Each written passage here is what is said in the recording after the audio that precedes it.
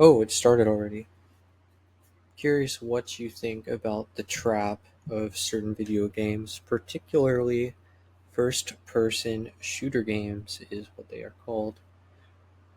Because when you play these games, it, in most people I've observed, though not everybody, some people are more relaxed and don't really care about the outcome, it sort of triggers I guess I should specify, competitive games. It doesn't have to be a shooter game, just a competitive game. Because this would include like some of the RTS games as well. And in these competitive games, you don't really do much to like expand your mind. You don't have to.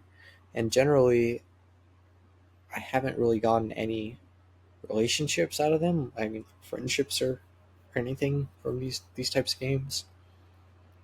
And I feel like I've sunk a lot of time into them, over 1,000 hours into games that are competitive, and I don't feel I've gained much from the time I've spent, right? And you could say, oh, well, if you're enjoying it, then what's the point? And that's fair. Yeah, enjoying it is, it's okay, but like, there are other things I could do that are more novel that I also enjoy, but that on top of being enjoyable, I also kind of gain something out of it. I gain some perspective, or I gain some bit of knowledge, something that will open my eyes quite a bit. Maybe it is a weird way of looking at things, because if you want to look at things that way, then how do you balance doing things to advance in some way versus just doing something to do it?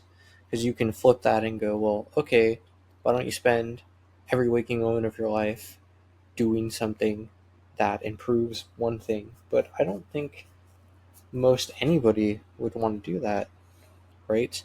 They want to have some time to just turn off their brain. But I think that with the time I was spending on those games, if it's a scale of doing something that you feel improves your life or something about you, and doing something that doesn't but is fun, that scale was not balanced, right? This was not even the what would it be heavier? The thing was heavier.